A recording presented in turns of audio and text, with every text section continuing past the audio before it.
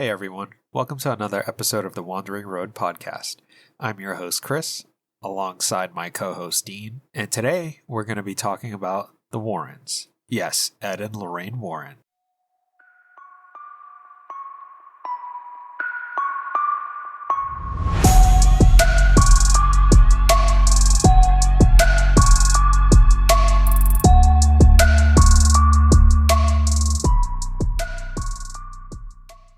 Hey Dean, how are you doing today, man? Aloha. Not doing too bad myself. How about you, Chris? Not too bad. I'm looking forward to this conversation because I like the Warrens in the sense that I'm a fan of the Conjuring series, if you're familiar with those movies. Yeah, so I actually, I don't really know too much about the Warrens myself yet other than doing the research that we've done for this podcast, but I'm very interested in kind of talking about and looking into the experiences that they've had and kind of assessing them from a skeptical and from a believer standpoint. Oh, absolutely. So for me personally, what I know about the Warrens, I think it's what everyone else can resonate with, is the fact that they're self-proclaimed demonologists, and I believe Lorraine said that she was a clairvoyant or a medium, which means that she could talk to the dead. So what more did you find out about them? Yeah, so some interesting background. I'm always interested in learning about people's backgrounds, who, like, the people who have experiences like this, or they rise to stardom, or the level that the Warrens did. But so apparently Ed Warren has a background in the U.S. Navy, which I would not have guessed. He enlisted at age 17 in 1943 during the height of World War II, and he served in the Pacific Theater as a radar operator on a destroyer. Basically, the destroyer would be a convoy escort for other ships throughout the Pacific.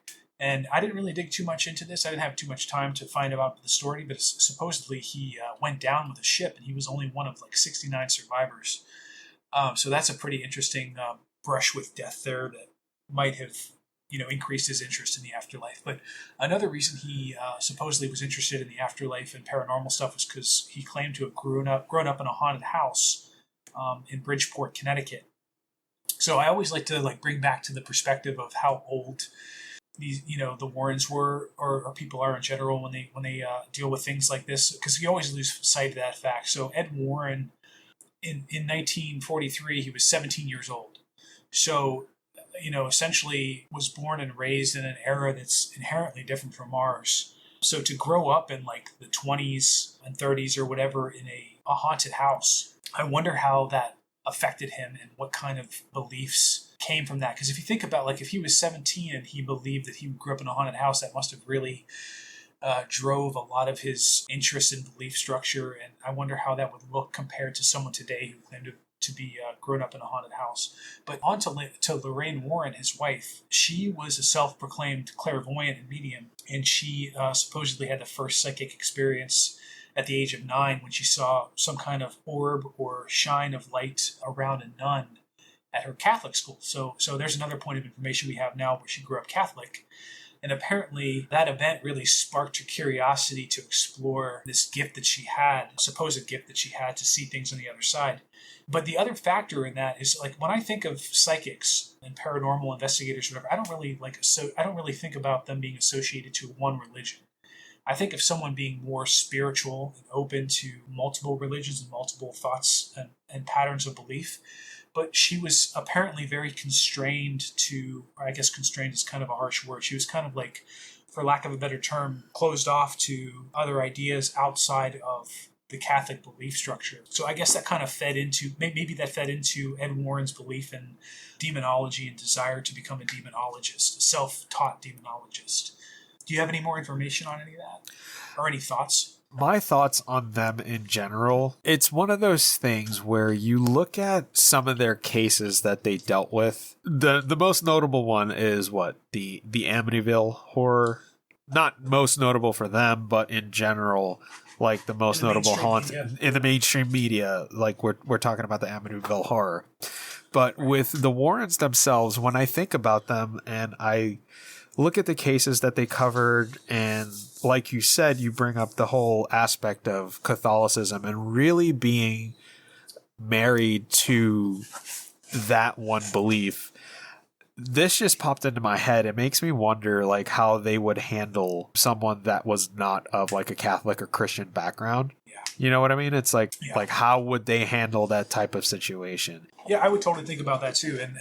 But based off of what I've learned about them, apparently they were very helpful to as many people as possible. So I don't know what their exposure has been to people of other faiths, but I don't doubt for a second that if they truly believed in what they were doing, they would totally help anybody who was experiencing anything, even if the person claimed that the spirit or entity that was haunting them or that they were experiencing or dealing with was outside the Catholic or Christian religion. That's actually an interesting point you brought up that I'm probably going to do research on after this, because it's just interesting to find out if there are any cases they did that didn't involve Christianity in particular. But one thing I have to bring this up, man. This is a random fact that I kind of came across that just blew my mind. And you probably already know this, being Catholic and being an active Catholic or whatever, but I haven't touched the Catholic faith in many, many years since I grew up. But apparently, did you know that there's a position in the Vatican called head or like lead exorcist? Oh, yeah. Absolutely. Yeah. You knew that? Okay. I did know that. Yes. How do you even apply for that job? Well, I've exorcised 20 demons per year. I just want to see that resume is all I'm saying. I think that's just interesting. Right. Yeah. I know what you mean. But to actually get into that a little bit, I was watching a documentary on, that movie that just came out called like The Pope's Exorcist. No, I didn't see that. It just came out. Yeah, it came out maybe a month or two ago, starring Russell Crowe. And it's based off of like a real life exorcist. He passed away, I think. I think he might have passed away in 2016. So the film, The Pope's Exorcist, is about a priest who actually served as an exorcist, Gabriel Amorth, and he passed away in September of 2016. But that's what so Gabriel was apparently this lead or head exorcist for the Vatican. And the way that somebody gets that position is, I don't want to say they look for the most skeptical priests, but they look for the people that are not into demons. Because in Catholicism and in the church in general, let's say you and I are both priests and you're super into demonology and I'm not. If they had to pick one of us to be an exorcist, they would probably pick the person that was the most skeptical. And the reason for that is they believe that if you were so into the demons and demonology and looking into that stuff, that you were at risk of being possessed yourself. Yeah, that makes sense. The ability to be the most influenced, right? The thing with exorcists, I don't think a lot of people know this, but the first thing that they do is that they tell people to get evaluated by a doctor. Mm-hmm. It could be psychological.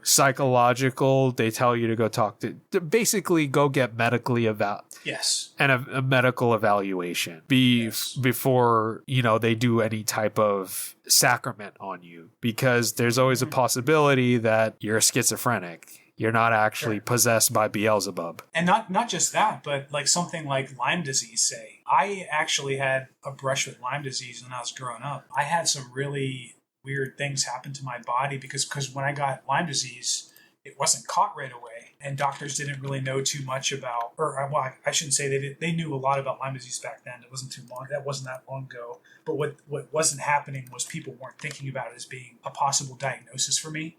And I remember when I was like I wasn't even a teenager yet. I think I was an adolescent still.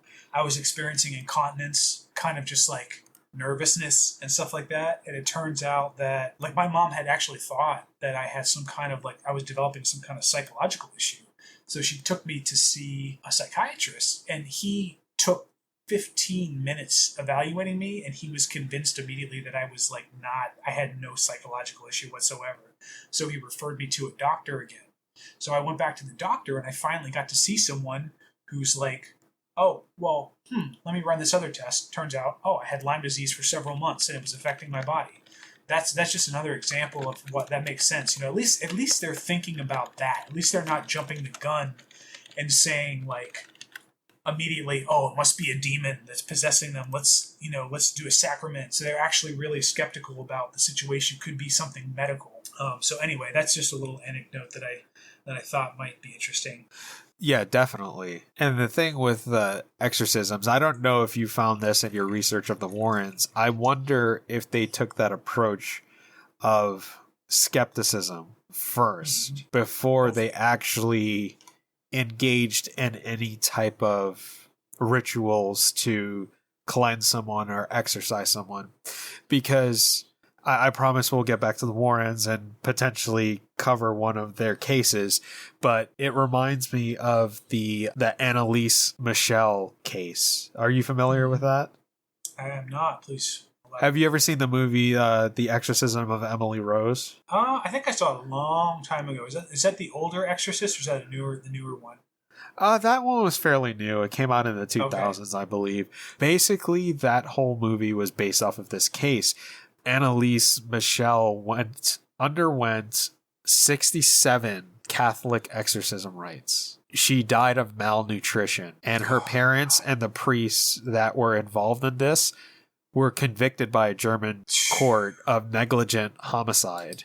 And apparently she was diagnosed with epileptic psychosis, temporal lobe epilepsy. It's one of those things where it's like, okay, this person really had an issue, something affecting them, but people were convinced that it was some sort of demon.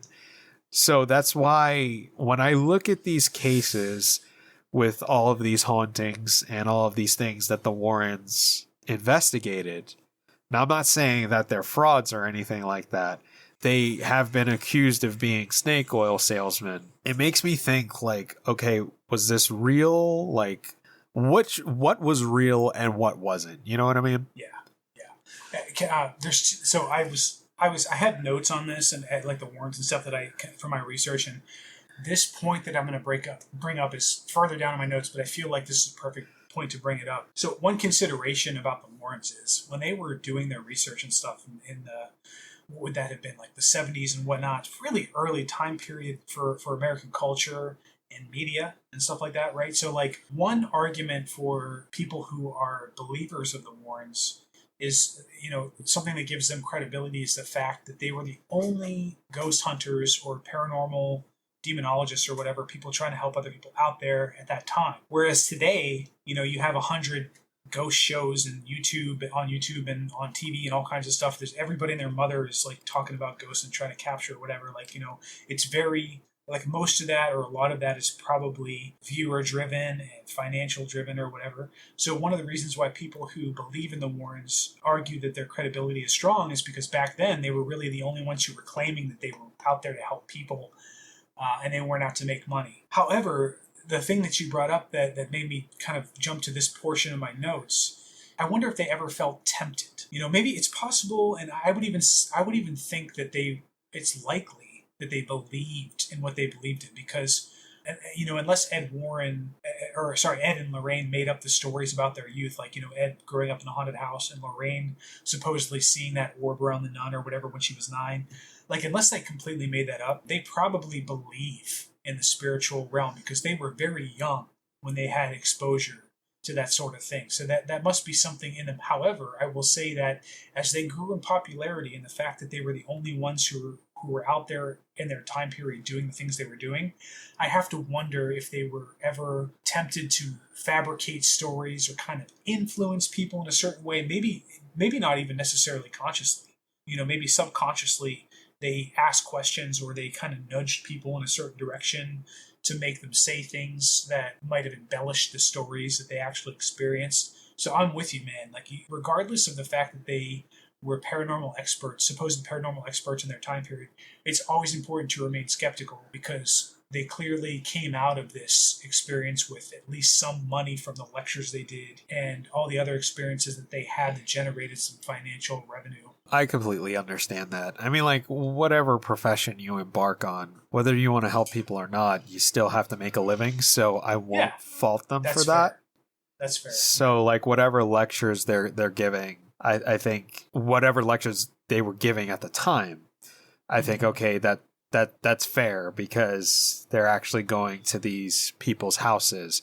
Now, did you find any indication of them charging people to do these things? Yeah, unfortunately, from all of my research, it seems like the information is very scant in terms of how much money they charged and what they made, like what their actual profit was from a lot of these things.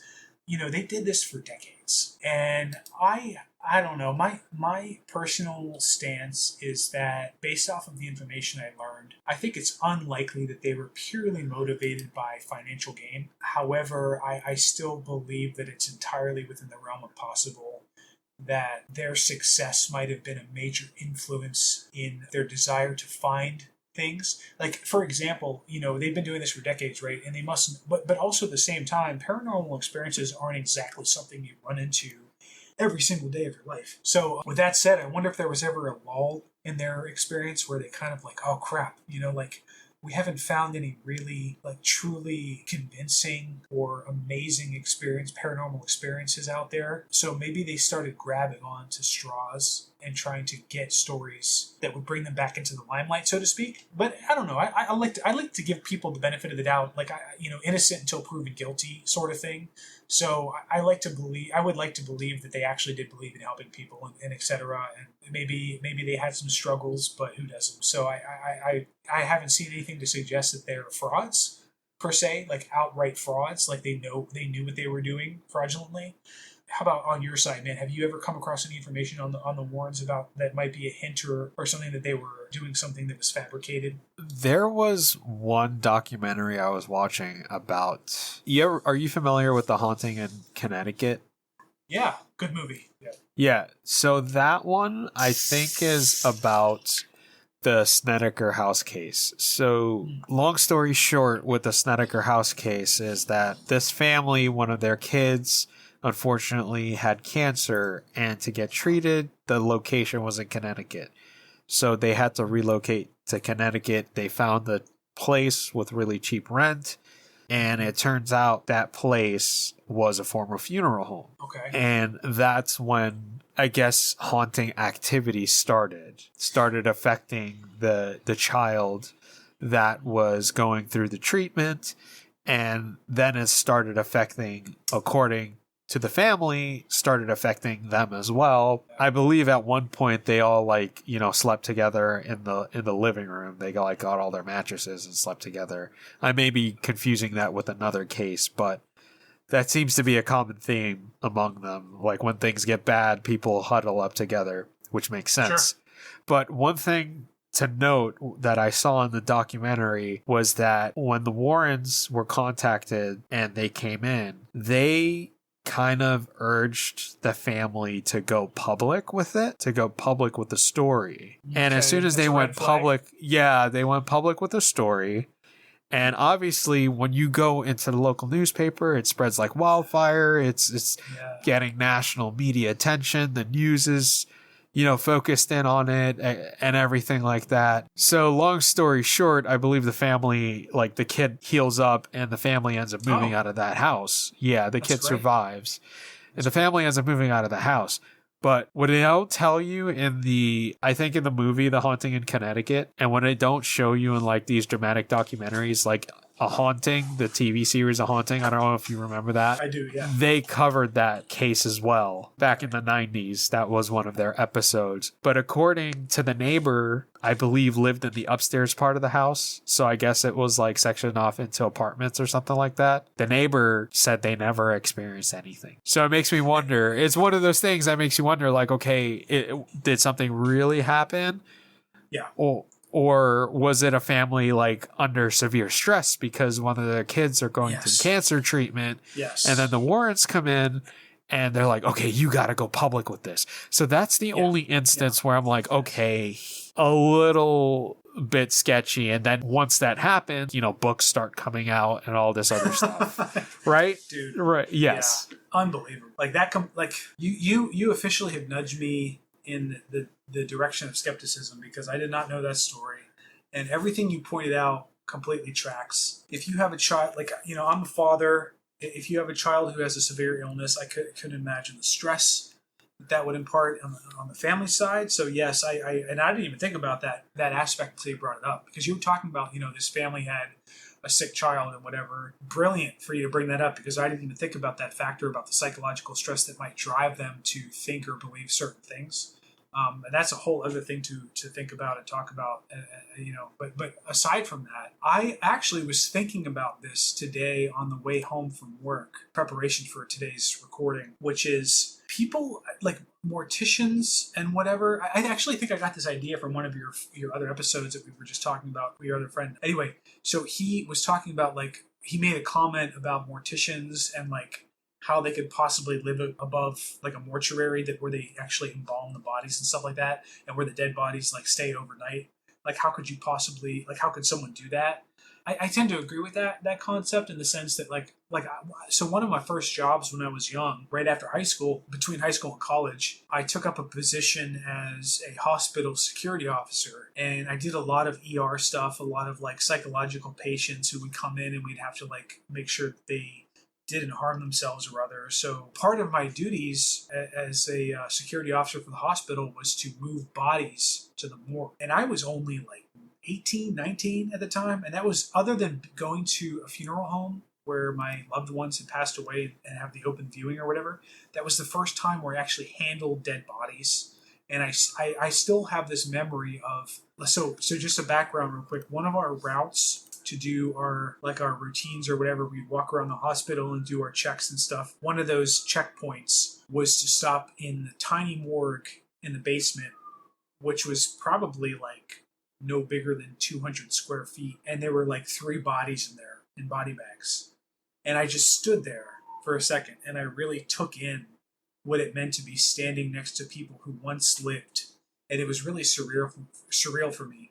So I totally agree. Like it's really strange to me that people can like cut open bodies, and morticians or whatever can deal with dead bodies. Sorry to go off on a tangent, but to bring it back to your main point, I think it's interesting that there's probably plenty of morticians who have no ghost stories whatsoever. They live in a house. They live in a house where they conduct these mortician duties or whatever, and they have no cases whatsoever, no instances of experiencing paranormal activities. So to your point, people who came in afterwards, after the fact, and they lived there and they had no other experiences. It's like, is there something special about certain people who experience certain things about being near death that bring out these paranormal activities? Or is it purely the space and time in which these events occupy that generate these activities to random people, so to speak? So, and I know that you talked about this in previous podcasts, so I'm interested to hear about your perspective, which is, you have family members who supposedly can sense when things are off or whatever, or someone can tell you, oh, there's someone standing behind you right now looking at you. Do you think that it's like, in the paranormal realm, is it basically just the space and time at which something occurs, like someone dies, and then that's forever imprinted there and anyone can experience it? Or is it a mixture of that and like someone who can actually read and feel the energy in the environment? So it's interesting that you bring that up. I think it's a little bit of both. Are you referring to residual hauntings before? So sure, I could get a better understanding? Yeah. Okay, yeah. I think so, yeah. Yeah, so like a residual haunting, to me, that's energy trapped in a place. I guess something really traumatic happened. It's just occurring over and over again. For some reason, whatever energy there is trapped. I don't know if I'm answering your question, but I will say this. I will say this. I do think, in general, it's subject to how open people are. What I mean by that is not you saying, oh, I completely believe in the paranormal and I'm open to seeing ghosts and stuff like that. There are people like that never have any type of experience. Like me. Like I just knock on wood. But yeah, like I believe that there's something, but I've never personally had a definitive experience where like, holy crap, there's clearly some apparition standing in front of me. Yeah, it's not something, I've never seen an apparition. I've had everything else, but it's not something I want to see. So I think it's one of those things where I feel like this is where it kind of gets a little difficult to explain, in the sense that it's hard to scientifically explain whether someone is more open or closed off. Could be. You know what I mean? I think it just depends on the energy that you put out. Sure. Because some people will say, oh, that's bullshit. There's like no energy type of thing. But you can actually like feel someone's energy. When someone's irritated, you can feel the tension in the room. When you're around someone you don't like, you can feel the tension. So I think it's the same concept. Some people are more open in feeling those things, because there's some people that would be completely oblivious and not know that you're irritated with them, and they'll come over and have a conversation with you like they didn't just piss you off. So there are some people that can't read it, and there's some people that can. So I think that's my way of explaining it, if that makes sense. No, absolutely. And I think you're onto something there. Like if there is such a thing as different people reading different feelings on the spiritual side, then that would be the case, right? Because there are people who are more in tune with other people's mannerisms, the environment. And when you say something like that, like I mean, I have to remain slightly skeptical in the sense of the spiritual side. Of course. At the same time, I'm totally tracking what you're saying, which is like if you're standing in front of somebody and there are like many nuances about that person's stance, and you can't explain it. Sometimes you can't explain it. Like you just get that feeling. And maybe it is factual that person they have some animosity towards you, or they're actually upset deep down. Maybe there's like something in your sensory depth of perception that you can't consciously earmark yourself, but for some reason you still get this sense because there's some kind of subconscious input that's driving your feeling or structure, if that makes sense. It could be the same way with the spiritual side. You know, like you don't know, maybe there's some kind of spiritual sensory capability that some people's brains or neurons have or something that pick up on stuff around their environment, like change. Like for instance, animals, you know, like I'm sure an animal that flies away because an earthquake is happening, 50 miles away, or a volcano is going off, like they have no idea that an actual volcano is going off because they don't even have a word or a concept for that. Yet they fly away, or they run away because they just get this sense that something is wrong. So I think that there doesn't have to be inherent. There doesn't. Oh my God! I just said it again. Sorry, guys. Inherently, there doesn't. My goal. My goal. By the way, don't cut this out because it's funny. My goal is to not say inherently for a whole episode because I said it like 50 times in every other episode. So that's just my minor like little haha. New game for us. Take a shot anytime Dean says inherently. Yeah. Anytime I say inherently, take a shot and you will die of alcohol poisoning. So anyway, so like, the animals or whatever, they'll like try to get away from the event, but they actually don't have an understanding or whatever. So it could be the same thing for humans, where we pick up on some kind of paranormal activity that we can't understand or explain based off of our limited knowledge or word choice or whatever, like, physical understanding, but it's still there. It's still very much a part of our body. So I totally, I'm with you, man, on that. I just have to remain skeptical in the sense that when people do experience something like that, there are other senses that are in play, like vision, air, air temperature on your skin, like things change. So for instance, like really quick, I don't want to go off on a tangent too much, but one thing I thought about listening to one of your older podcasts today was your friend was talking about how certain inputs around the area, like for instance, might generate some kind of feeling of uncertainty, or like, someone seeing somebody or like sensing somebody behind you. But in reality, if you're aware, or another better example was probably when you went to the Civil War field. Yeah. And you knew you were on the death road or whatever, where like soldiers might have been buried underneath your feet. And but here's the thing though, if someone blindfolded you and took you somewhere and you didn't know where you were, would you still feel the same way? And I hate to, like, I'm sorry, man, I don't want to discount your feelings or like your belief in the paranormal at all. Like, I totally respect that. I think no, this is good. This is good. Okay.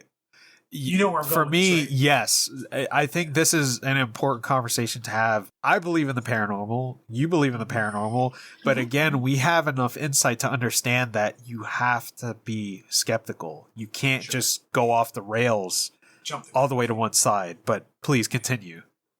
Oh no, that you hit the nail on the head, man. And going off of what we were just kind of like spinning off of on a tangent, one point that we can jump to that was basically in my notes. I have it as a random thought, and it's something that also came from my reflection on your past podcast that I was kind of going over.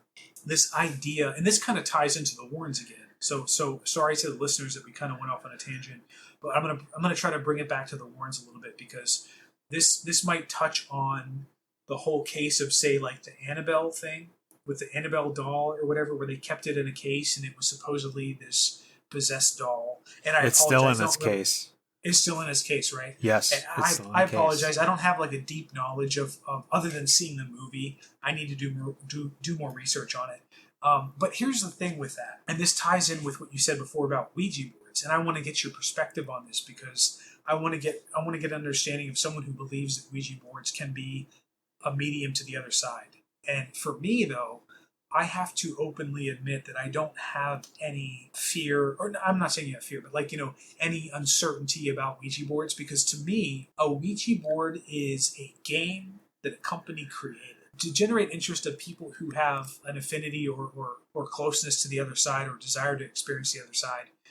However, it's just, to me, it's just a board. It's just plastic, cardboard, and just to drop like a funny like little anecdote or point about that, it's like I was thinking about this, like, do they have some cabal in their offices or their spaces where they create these boards where they're imbuing them with some kind of magic power to say like, oh, like this one board is going to give you insight to this side, this board's going to give you, and it's going to get experience to the demon side or whatever, like, but in reality that's probably not happening. Like, that's not happening. People are just making these boards and they're just material, right?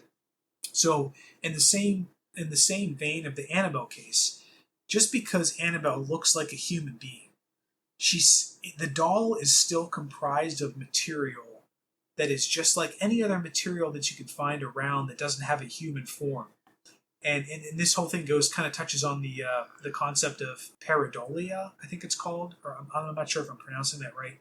But it's the psychological phenomenon in humans where we see patterns that represent other human life. So if you look at like a piece of wood and you see a face staring back at you, that's an example of pareidolia.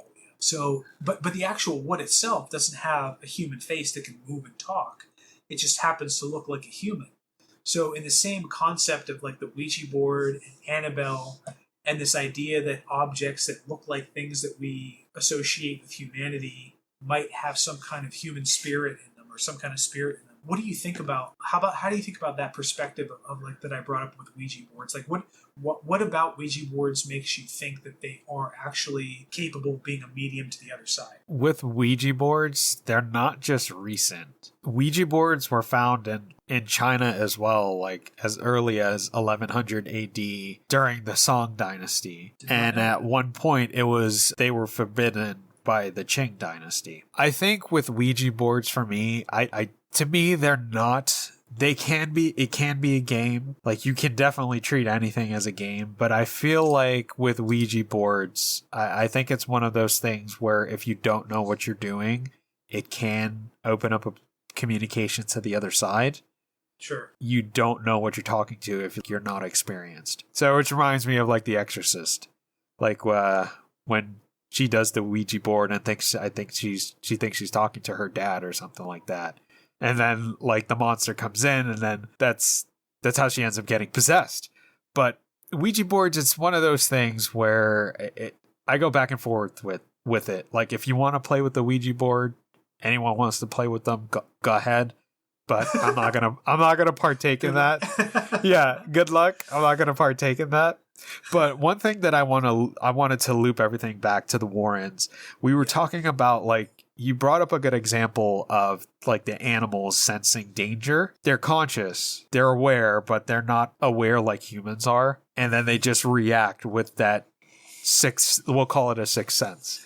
Sure. And I think humans have that as well, but it's more repressed because we're able to view things analytically, whereas animals aren't. So when Lorraine called herself like a clairvoyant and a psychic, I'm inclined to believe her. Okay. Based off of that premise, because like I said before, there are more people that are in tune with that stuff. Yeah, but on the flip side, I have to say that it's so hard, it's so difficult to, like, you would have to interview Lorraine or somebody who's like Lorraine who claims like something like that, because I feel like the only way you can be more certain or get close to a level of certainty about what they're claiming is to actually talk to them and get both the conscious and the subconscious cues that they're giving off. Because I have to say real quick, like, I don't know Lorraine, obviously. She passed away in 2019. You know, like, I have no animosity towards her or anybody else. I hope she's resting well, or if there's another side or whatever. But at the same time, if I had a chance to talk to her one-on-one and use my analytic brain, I have such an analytic brain, like, I can't help it. Like, it's my job as an analyst. And also, I grew up, like, just thinking as a wallflower, like, about everything around me and stuff like that. It's just how my brain works. But at the same time, like, I give people the benefit of the doubt, right? But also, on top of that, a part of that equation is knowing that someone could be, as I get older especially, someone can be pulling the wool over your eyes, right? So somebody can, like, even if they're not aware of it, trying to take advantage of the situation. So a good example of that is one of the first girlfriends I ever had when I was a kid. I think I was like 17 years old, my first real girlfriend. She claimed to, like, see spirits, and she claimed to be, like, connected to the other side. But looking back on her as a person and everything she went through, you know, maybe the stress she went through and her family issues and whatnot, sometimes there might be some people who are reaching for that special feeling or like something to make themselves feel special. When in reality, it's not that's not what's special about it, if that makes sense. But there are stories, though, to kind of counter that, where I've heard, you know, like, for instance, I live in Hawaii, right? There's apparently a clairvoyant here that has a wait list that's like 6 months out. I can't remember her name, but, like, there's this clairvoyant who lives here in Hawaii where, like, people fly here and they make an appointment with her and they pay thousands of dollars, or I don't even know how much. Maybe I just made that number up, maybe $1,000 or more, just to see her. A lot of money, because apparently she tells people things that come true. But again, like you said about the animal experience, like, who knows what that really means about how or why or where this information comes from for a clairvoyant.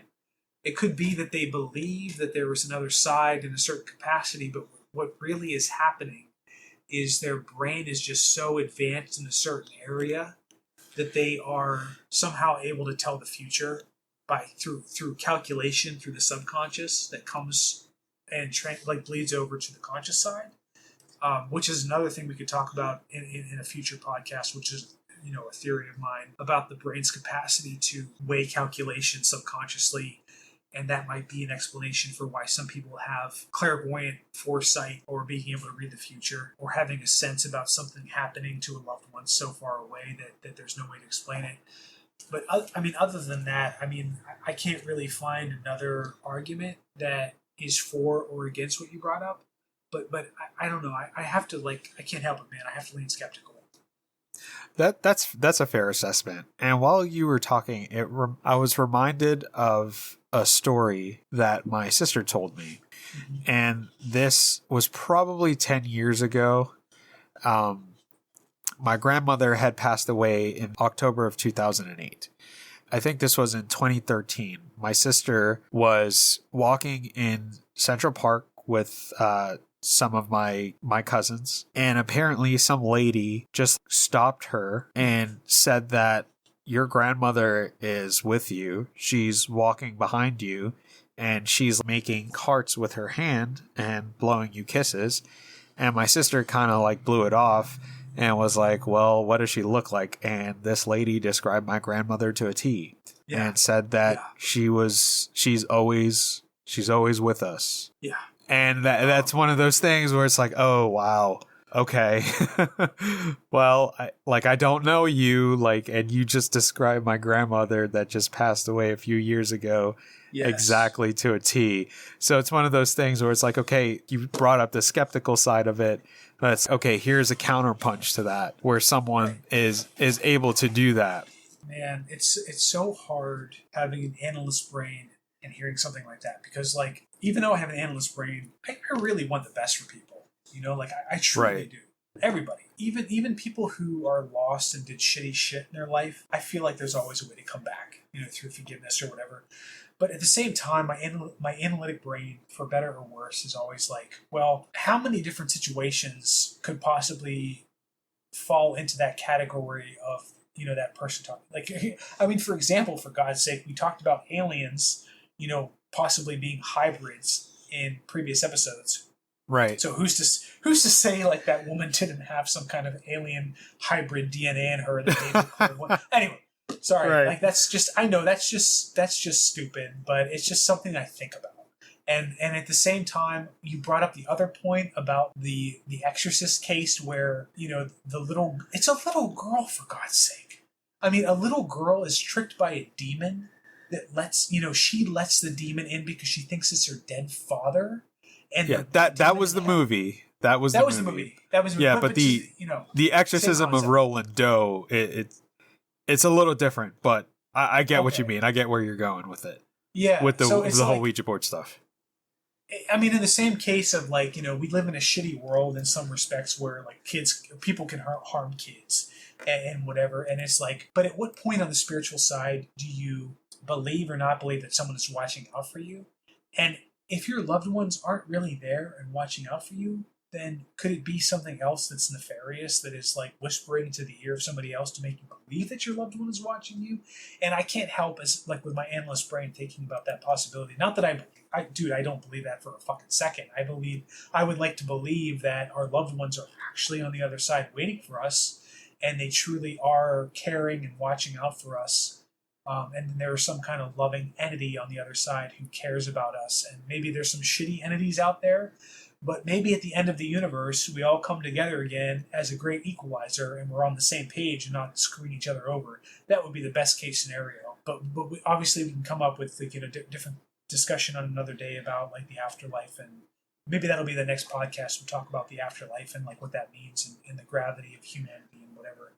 But yeah, it's just so hard to like take in that information that you gave me about that experience and just believe it outright. Right. And speaking of clairvoyance and the afterlife, there was a quote that I had from Lorraine Warren that I wanted to share with you. So essentially she was asked about the Conjuring movies. So this was when she was still around, and talking about the first Conjuring movie and like, how was that experience compared to the Amityville experience that they had when they investigated?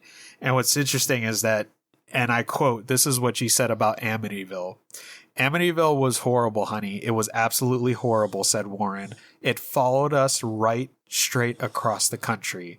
I don't even like to talk about it. I will never go into the Amityville house ever again. You don't know how long my career is. That's the only one. Pretty heavy shit.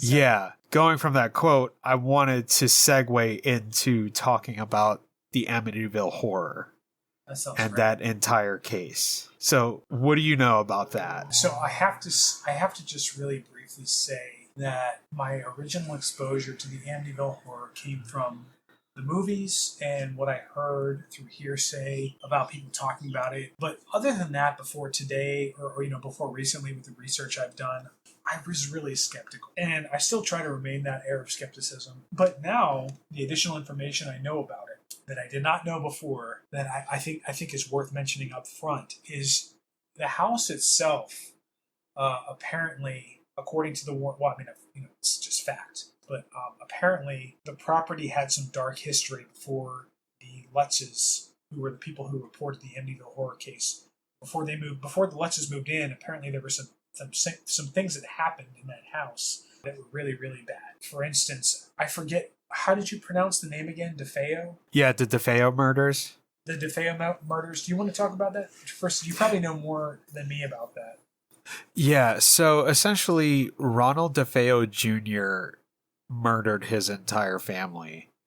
And he claimed that voices told him to commit the murders. So essentially what he did, I don't know if he took a rifle or a shotgun while everyone was sleeping at like shotgun. And just shot them all while they were sleeping. Right. I was just going to say, so one thing that just jumped out to me about that case that I didn't even realize until this very second, 1974, right? That's when that happened, in 1974. Right. So here is another opportunity to inject some skepticism to this case, right? Because the Lutz family, so I will say briefly up front that some proponents for the Lutz family saying that this actually happened, like they tend to believe in them because the details that they provided and the sheer fact that they came out to the open and put themselves out there in such a way, adds credibility to their story. However, me personally, based off of what I've gathered from the open source realm, like the information, whatever, like I don't know, man. I think that I'm more skeptical. I'm more on the side of skepticism because some of the people who are against the Lutz family in their argument say that the Lutz family had some financial issues and disputes and legal problems that came about from the case or whatever that might have influenced them. So I just envisioned a situation where it's like, okay, so they probably, they bought this house in the 70s, in the late 70s, I think. So right, they bought it in December of 1975. That's what? when. Okay. Yeah. So they must have known, right? Yeah, right. You would have to. You would think because they got it. Yes, they did know. Because they purchased the property at a significantly discounted price due to its history. So oh Jesus Christ. Yeah, so they had to have known that this was really creepy. So it's not just a red flag, it's a red wall. That's a red wall right there. Or a red room that they claimed that was in the house. A red room. Well, we'll get into that. But Red Rum, The Shining, if you guys haven't seen that, it's such a good movie. Some of the supernatural phenomenon that they say, and you could tell me, like, since you have your analyst brain on, you could tell me whether you think this is complete bullshit or not. So during their 28-day stay in the house, they said they experienced strange noises, foul odors, objects moving on their own, the doors and windows inexplicably opening and closing, and physical manifestations such as green slime and swarms of flies on the wall. I'm sorry, the green slime just reminds me of that SpongeBob episode, but a Flying Dutchman. But what do you make of that? Well, those claims. I wasn't tracking the green slime until you just said it. So the thing that I have to look up right now, which we can cut this out if you want to. Give me 2 seconds because I have a question and you're gonna see where I'm going with this. Let me just type it. Okay. Okay, I'm gonna come back to this now. I'm gonna call like a failure on this because I thought that I was onto something, but I guess I'm not. So the idea of green slime originated in 1979 on a show that was a Canadian TV show called "You Can't Do That on TV" or television, which I never saw, but I heard of like growing up or whatever. So that's obviously after the fact. The Lutzes reported this case. But not too much long after. So I just have to wonder, like, the concept of the green slime. Like, when I hear green slime, I think of maybe, like, Ghostbusters or something. But Ghostbusters came out in the 80s. It's just so interesting to me, like, if they experienced real green slime, what is the historic precedence for that being associated with paranormal activity? That would be my first question. But in terms of like believability, I would still say that it's really sketchy that they clearly knew about the home's history and they supposedly had some kind of financial hardship or issues before they moved there. That just screams to me fabrication in the sense that they wanted to bring attention to themselves to potentially create like a movie deal or a book deal or something like that, which actually did happen. So I don't know what kind of information out there that exists that would show how much money they made from the Amityville Horror books or movies that came out after that, because I'm sure they owned the rights to that because it was their story and their home. And think about the thousands of people who were looking for homes back then who probably came across that very home. They probably just happened to be the ones who wanted to take advantage of that situation. I don't know, man. That's just what jumps out to me. I really don't know any more depth to the case than that. So how about your perspective? Well, I have more information for you. Let's do it. The Lutzes claimed there was a presence in a hidden room in the basement that they called the Red Room. Okay. And they believed that it was a malevolent presence and that its existence was concealed by wallpaper. On top of that, George Lutz's personality drastically changed when they moved into the house. The family claims that George had no prior history of violent behavior, but when they moved into the house, he became increasingly irritable and aggressive during their time there. And he also reported waking up at 3:15 a.m. every night. What's crazy is that that's the exact same time that the DeFeo murders happened. So it makes me think, like, okay, so there's a couple of things. He's either setting his alarm for 3:15 every night, or he's just telling people he wakes up at 3:15, or he's telling people he's waking up at 3:15. Okay, he's actually waking up at 3:15. Yeah. Or there's a psychological aspect to this that nobody's talking about, that they subconsciously yes, like we said before, these murders, like, all over the newspaper. Everybody knew what happened. I mean, so the fact that you're moving in there, you'll have all the details of the case. Yep. It's like, okay, so subconsciously that could potentially be affecting you. Yeah. Or the fun side, there was actually something malevolent or demonic there, because they left after a month. They just abruptly left. They left behind most of their possessions, and they believed that their lives were in danger, so they just literally up and left. Which makes me wonder, if someone like is looking for attention, right, or trying to make money off of this, wouldn't you want to stay at the residence and milk it as much as possible? Like, why would you just abruptly leave? That is actually a very good point.